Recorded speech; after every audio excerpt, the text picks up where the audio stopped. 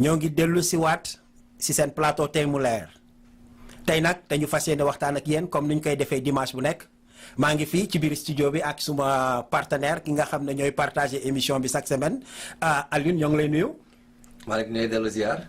jërëjëf kooku ay sant yu baax la tey nag dimanche defe naa Minnesota moom fu mu nekk nii ça va très bien parce que temps bi defoon nañ ne dina sedd guy mais fu mu nekk nii daal tàng na quoi je pense. ñu ngi sant yàlla bu bëri si temps bi. ça c'est bien ça c'est bien mais Alioune moi je ne sais pas qu'est-ce qui se passe au juste quoi le parti socialiste dafa mel ni marché ti leen. fu mu ne nii de pour parti boo xam ne gouverne dëkk bi pendant 40 ans. fu mu ne nii moom Senghor war na tourner fu mu ne nii si biir tombam. c'est pas les meilleures heures du parti socialiste. avec tous les grands cadres du Sénégal. yi nga xam ne jaar nañu foofu. avec tous les cerveaux ak bonne volonté yi nga xam ne nekkoon nañ si biir parti bi. que gis parti bi di xiiroo ak ngaayoo yi fu mu ne nii. ça n'honore pas le parti. Des gens comme Abdou Diouf auraient pris le leadership actuellement. surtout ça. Et parler aux gens, fédérer les gens. Mais xam nga loo xam ne na nga ko bokk ak ay nit. c'est toujours bien nga boole ci tout le monde. que ce soit démocratique. que le débat soit ouvert. xam nga xalaat marché la rek. kii mango lay jaay kii orange lay jaay ku nekk nag da ngay indi sa xalaat ci biir marché bi.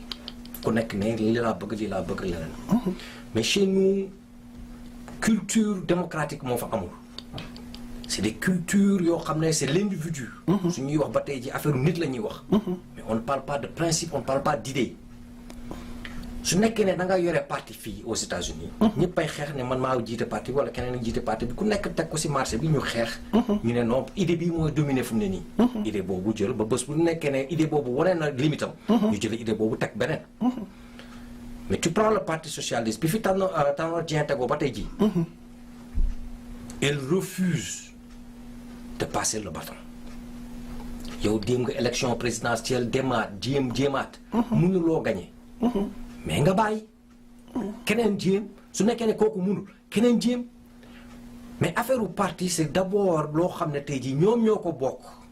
c'est pas une affaire d'individu. ça c'est vrai parce que man xam nga li ma gën a jaaxal dans ce cas li ma ci gën a jaaxal mooy ils ont choisi le mauvais moment au moment où Khalifa Sall mi ngi ci prison bi. mais loolu si affaire bi la bokk. Khalifa Sall il s'est retrouvé en prison. à cause de loolu. parce que moo tax ma bëgg la indil lii pour ñu jéem ko clarifier tuuti quoi. parce que bu xel xawee ñaaw tuuti. dafay mel ni Tanor. ak privilège yi nga xam ne nguur gi jox na ko ko. léegi jaral na ko mu sacrifier lépp. mais Malick. jusqu'à maintenant aller au-delà léegi li ñu bëgg mooy éliminer Khalifa Sall sur tous les plans.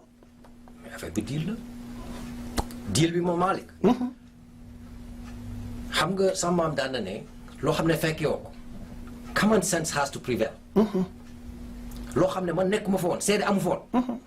common sense has to prevail mooy que ne il faut que nit ñi am un sens commun bi nga xam ne moom la ñuy analyser affaire bi. ñun fekkewuñu mais tout a l'air de diriger vers ça. mooy que ne Tanor fu mu ne ses intérêts individuels dominent sur les intérêts du parti. Definitely. donc actuellement les rênes du parti parce que kenn amul fit wax kenn du yëngatu donc on laisse les gens faire chez nous c'est-à-dire que ne am na ñu bëri ñoo xam ne wóor na ma d'accord ñu ci ak lii. mais ils ne sortiront jamais en public. pour bañ leen di saaga wala leneen ak leneen. ñu ànd ci ñu noppi. mais comportement yooyu dans une société c'est dangereux Malick. xam nga une société feebar bi si ñun ñëpp lay nekk si njiitu dëkk bi nag si lay feeñee. le comportement du Sénégalais mooy que ne on n'accepte pas un débat démocratique. on parle de démocratie mais ñun on n'est pas démocratique c'est une attitude de tous les jours suñu insécurité yi day tax ba ne. idée boo xam ne àndul ak ñun te alors que nit pour que nga yokku. il y a toujours un débat contradictoire mais il faut poser le débat. donc dafa mel ni kon donc lépp loo xam ne dañ koy def rek c'est sur un plan interpersonnel yow da ngay jóg say intérêt moo lay jiital balaa intérêt réew mi parce que le cas Tanor man su ma ko xoolee ba ci biir c'est une déception parce que boo xoolee kii di Bamba Fall kii di Khalifa Sall Aïssata Tall Sall ak Barthélémy Diaz mais seen différence ak le PS du dara lu dul gunge nañu Macky Sall ba mu nekk président ñun dañu am suñu kër dañ ko war a organiser dañ ko war a doxal mais au juste loolu amul ñoom ñi dem toog mu neex rek ñu ne non gongo ayca en oubliant tout le reste. sa privilège individuel yi. keroog waxtaan nañ ci ma ne la politique Sénégal lu tax mu yàqu fu mu ne nii. kenn nekkatu fa par principe. xam nga tey su ma amee beneen liggéey boo xam ne man menuisier la wala mécanicien la wala leneen mais politique dama koy def parce que fii Amérique gars yi di politique. c'est des avocats dañu am liggéey. ils ont quelque chose loo xam ne moo leen di dundal. mais yow su nekkee ne tu n'as jamais gagné ta vie. politique kese nga xam. te yow yaa ëpp alal si kaw réew. mais Malick lu tax ngay liggéey. c'est vrai. donc problème bi ñu am c'est un problème boo xam ne ñun suñu bopp il faut que ñu xoolaat système bi nu muy doxee. c'est un système qui n'encourage pas le développement. c'est un système boo xam ne moom moo ñuy gangréné depuis indépendance bi ba tey jii. mooy que ne on a une petite élite politique boo xam ne xamuñu liggéey. mënuñu liggéey. musuñu liggéey te fas yéene ñu liggéey. xam nga ñooñu suñu téyee buntu yëpp mais lu tax tey jii on n'a pas d'entreprise locale parce que ces gens-là ils sont en connivence ak tubaab bi. xaalis bi suy ñëw ñoom lañ koy jox. ñu pàccoo ko seen biir tey jii suñu budget yëpp si lan lay dem fay ay fonctionnaires yoo xam ne defuñu créé wuñu valeur. créé wuñu alal parce que ñuy créé alal c'est des entrepreneurs. definitely. entrepreneurs yooyu nag kenn joxu leen benn doole si biir dëkk bi donc reflet au système politique Sénégal les partis politiques doivent être revus c'est des partis yoo xam ne seen biir si boppam y a pas une démocratie. si biir parti bi su amul démocratie na ngay amee démocratie biir dëkk bi c'est pas possible. un débat contradictoire est nécessaire. dialectique boobu c'est nécessaire si nga xam ne nit man fu ma yem foofu rek laa mën a yem. keneen mooy am benn xalaat boo xam ne c'est opposé au mien. ma ne musuma ko xoolee noonu. musuma ko woon gisee noonu ma ne kon xaaral ma xool loolu.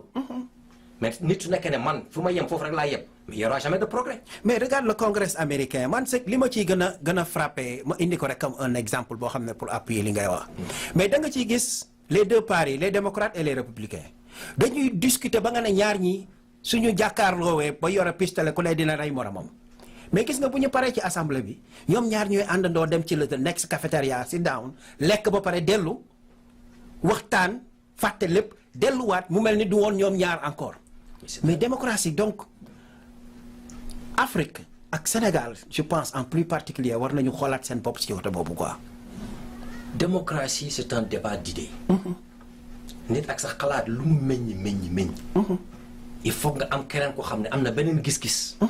moo tax si seen kii da ngay gis ne ñii ay avocat la ñu nekk ñii ay ingénieur la ñuy nekk.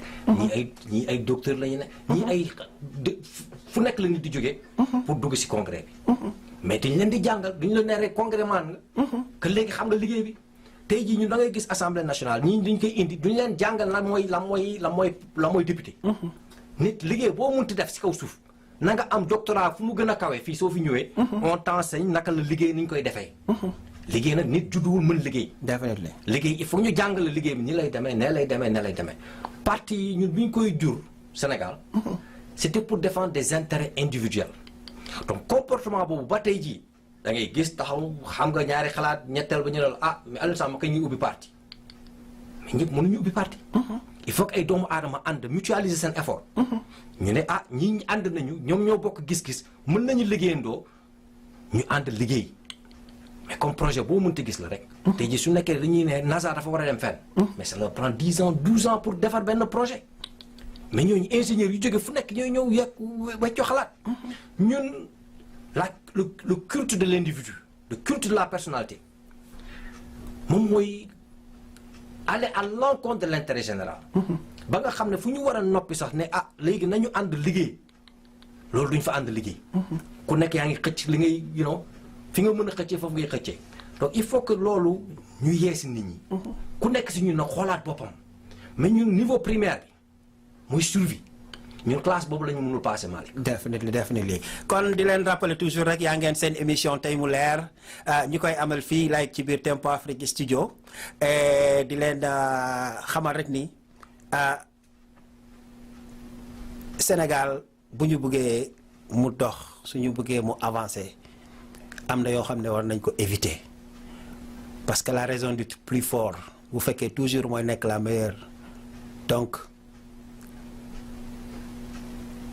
dara du dox rien ne va marcher ba tax na yéen waa parti socialiste lii ngeen xam ne yaa ngeen koy xiiroo di ko ŋaañoo ça ne fait pas l'affaire du Sénégal et ça ne fait pas l'affaire de votre parti te ngeen xam ne bu fekkee nii ngeen ko nar a continuer 2019 parti socialiste dootul exister ci mappu Sénégal forever loolu nag dénkuwaay la rek bu ma leen di jox Alioune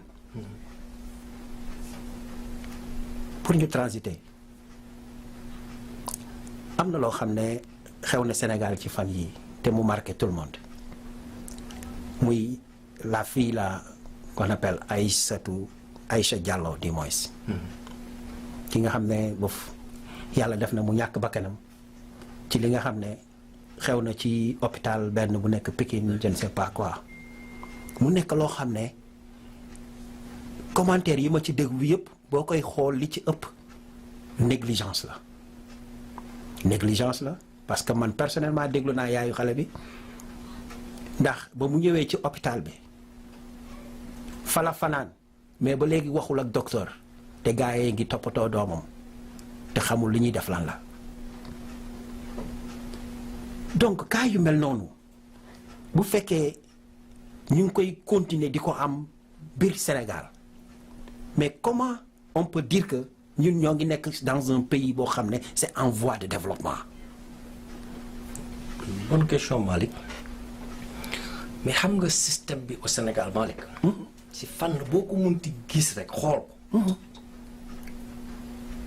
dafa gaañu système bi dafa yàqu ba pare xam nga nit sa xalaatu bopp il faut nga am ko indépendance pensée nit quel que soit système bu mu munti nekk nit il faut nga am sa xalaatu bopp su dul loolu lu américain di wax golo golo la rek parce que da ngay mimer rek da ngay mimétisme rek lay nekk amul dara loo xam ne dina dugg ba nga xam ne nit ki dina ko yëg moomal ko boppam suñu système médical on a de très bons médecins qui ont été formés mais on les met pas dans les conditions de travail yi nga xam ne moom moo leen di permettre ñu def liggéey bi bu baax xaalis bi état bi day jële ay bor ne ñun dinañ fay lii dinañu fay lee dinañu fay lee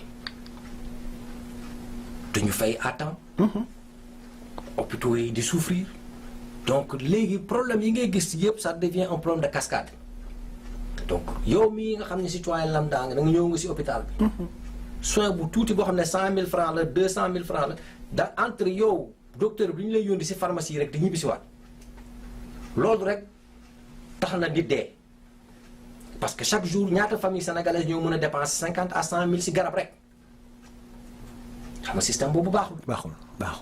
wala nga indi sa malade mu nekk ci situation yi critique ñu ne la non il faut nga dem jëndi garab yi balaa ñu koy entretenir te kooku mi ngi ñëw ci situation urgence. amuñu garab yi seen bopp garab yi war a nekk si hôpital fii soo ñëwee l'hôpital lui-même a des médicaments Sénégal garab yooyu nekkuñu fa soo ko demulee jënd sa malade du am lu ko faj. liquidité boobu ñuy wax tey jii l'argent en circulation à l'intérieur du Sénégal. quand ça pose problème système bi yëpp mooy stagné effet bi ñuy am li ñuy wax tey jii yëpp benn caabi rek la. mooy xalaat nit ñi il faut que mu nekk en connivence ak réalité bi xalaat bi nag dafa déconnecté avec la réalité ñun suñu biir. donc problème yi ñuy gis dans toute la structure de la société. muy médical bi jàng bi ak leneen benn caabi rek la.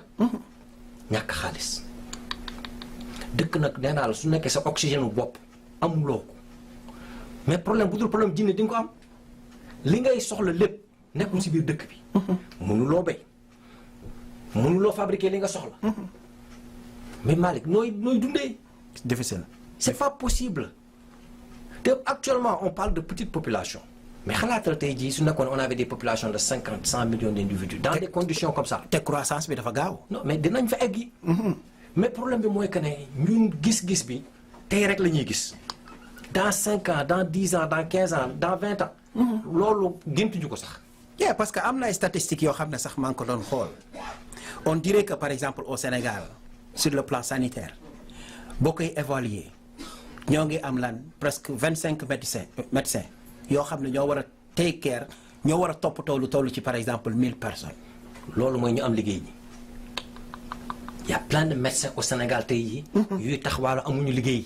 Malick y a des médecins chômeurs dans un pays comme le Sénégal mais Malick tey jii tous les médecins sont autour de la capitale soo génnee tuuti yow bi nga waxoon Thiès keroog soo fa génnee yaa ngi si àll bi mais Sénégal Dakar la le Sénégal laa wax soo génnee Dakar y a plus rien donc si tu veux par exemple ici aux États-Unis quand tu es dans les villes un médecin quand on le paye 100 000 francs fii mais quand tu vas dans les zones rurales mais on le paye 25 à 30% plus que li nga xam ne moom ngay jot ci capitale bi wala si dans les grandes villes parce que il faut nga am incentive boo xam ne moom mooy tax nit ki liggéey ci àll bi mais système boo xam ne tey jii système financier bi doxul Malick sans les financiers y a aucun pays sur terre boo xam ne mën na dox parce que moom mooy oxygène dund tey jii nit mënul dund tey jii sans xaalis. très bien Alioune foofu laay dugg see sax xam naa si sunu meen waxtaan parce que def nañu ay épisode yu xaw a bëri tuuti di wax ak population bi te ñun boo koy xool li ñu tax a jóg mooy naka la ñu mën a def rek ba éveiller la conscience des Africains ci lu tuuti li ñu xam ñu waxtaan ci mbirum xaalis dugg ci problème mu CFA bi dugg nañ ci détail yu bëree mais dafa am un mot boo xam ne mot bu am importance la mooy Alioune lan mooy xaalis parce que xam nga li ma jaaxal man maa ngi utiliser xaalis mais si tu me demandes tey Malick lan mooy xaalis damay am problème pour expliquer la ko te xam naa ni am na ñu bëri ñoo xam ne ñi ngi sama niveau boo leen ko laajoon tamit dinañu ne waaw mais qu'est-ce qui se passe xaalis lañ ma laaj man comment je vais expliquer xaalis donc ñoo ngi yor xaalis chaque jour di ko jaay di ko invertir di dox di def lu nekk mais njëriñam au juste ci développement dese nañ ko xam yow mi nga xam ne yàlla may na la nga doon expert dans ce domaine lan nga ci xalaat Alioune. Malis xaalis biñ koy xalaat moo doon tout simplement pour faciliter ay transactions. ba muy juddu jëriñuwuloon dara parce que amoon na société yu bëri yoo xam ne amoon nañu xaalis. loo xam ne par exemple dañu yore woon ay courrier ak yeneen yoo xam ne su ñuy dox si dëkk bi pour balaa ñu yoon ay saaku orange wala ay saaku mango ak yeneen ñu ne il est plus facile ma yore monnaie bi sama xaalis sama pocket sama poche ma ñëw jënd mais loolu moo doon départ bi rek xaalis di dox ba tey jii xaalis fiction la xaalis concept rek la. kon su ma comprendre tuuti et puis su ma juumee nga gàgganti ma mooy xam nga ay jamono maam yi ñoom buñ daan jëflanteel dañuy jëflanteel à base de troc mooy ni man am naa dugub yow am nga gerte man soxla naa tuuti ci gerte bi yow soxla nga tuuti ci dugub bi ñu def exchange maintenant donc su ma comprendre bu baax ba ñu dépassé loolu fa la idée xaalis commencé générer wu pour faciliter yenn transaction vas-y Alioune. mais du ñu dem ba après te lii Allemagne ak Angleterre la commencé. ñu jël ne xaalis ñi nga xam dañu amoon or dafa amoon benn document bu ñu leen doon jox ne leen document bi mooy que ne am nga quantité or bii si biir banque bi. mais ñooñu kii lañ ko doon jox bijoutier parce que bijoutier ñu amoon or. donc dañu dem si bijoutier yi ne leen léegi man dencal leen ma quantité bi bijoutier bi bindal la benn genre chèque boobu nag la gars yi doon jël. di ko échanger ba ñu évoluer si li nga toll tey jii li ñuy wax xaalis moderne. mais ku nekk tey jii dafa am plaque boo xam ne moom ngay wane ne sa xaalis ni la mel. allemand yi dañu am seen poste anglais yi am seen poste français yi am seen poste keneen ak keneen am seen poste mais parce que c'est un peu compliqué. dinaa jël simplifier rek. objectif bi. donc pour financer seen économie si biir économie yi.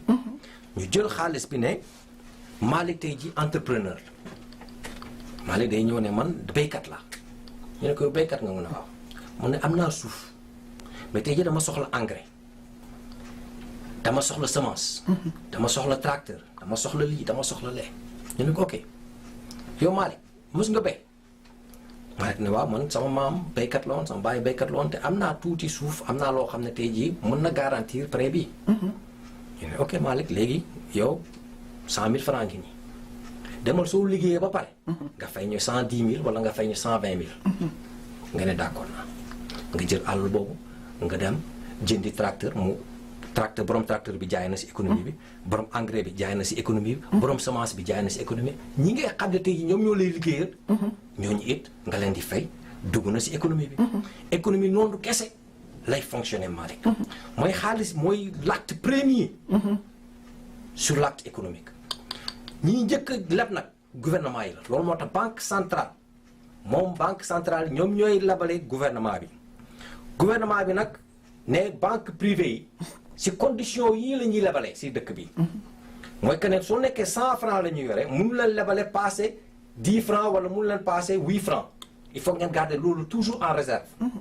mais xam nga tey jii su nekkee dama la jox xaalis boobu yow da nga leen déposé ko si beneen banque mooy que ne xaalis boobu léegi mu ngi liggéey keneen dina ko leb donc sur chaque 100 francs mën nañ dem ba lebale à peu près 10 000 francs si benn 100 francs bu ñu commencé. parce que système bi mooy que ne keneen ku nekk day leb keneen ku nekk léegi day fay intérêt. économie noonu lay fonctionner ma. kon daal chaîne bi noonu lay doxee. noonu lay mu jur koom-koom pour réew mi. pour réew mi mais réew nag su nekkee ne ñun par exemple problème bi ñu am principalement mooy suñu banque centrale bi nga xam ne moom moo war a gérer économie bi. gérer wul économie bi. parce que gouvernement ñaari levier la am pour mun a contrôler économie. mooy taxe wala émission d'argent. mën na émettre nag xaalis si ñaari forme mun na envoyer bonds li ñuy wax bonds in America mooy boo xam ne tey jii da ngay ne dama soxla leb. nga leb si biti ñu abal la xaalis nga liggéey. wala nga ne nañu ba ni ñu ko waxatee nañu créer xaalis nañu multiplier billets yi mais nga ne billets yooyu léegi ni lañ koy dugalee si économie ni lañ koy dugalee si économie.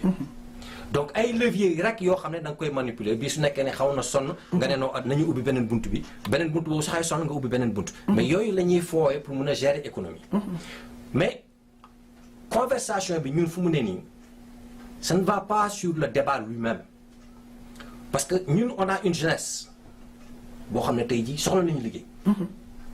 on a des besoins fu nekk Sénégal foofu bopp koñ boo dem liggéey kese fa nekk. partout c'est du travail mais amuñu xaalis bi nga xam ne tey jii moom mooy financer liggéey bi tey jii y a plein d'entreprises y a plein d'idées. banques yi lebalewuñu parce que les banques ne peuvent pas prendre le risque. parce que condition yi leen di trésor français bi di teg. leneen banque centrale bi di teg mënuñu lebale sans prendre ces risques là. on ne peut pas développer un pays nag Malick. sans financement. xaalis tey jii fi ñu toll jamono bi ñu toll nii. comme ndox la comme oxygène la rek. dëkk nag bu mënul contrôler xaalisam. mënul développer et je dis toujours dama lay wax léegi nii. mënuñu développer c'est pas possible. donc si je comprends bien donc. Parce que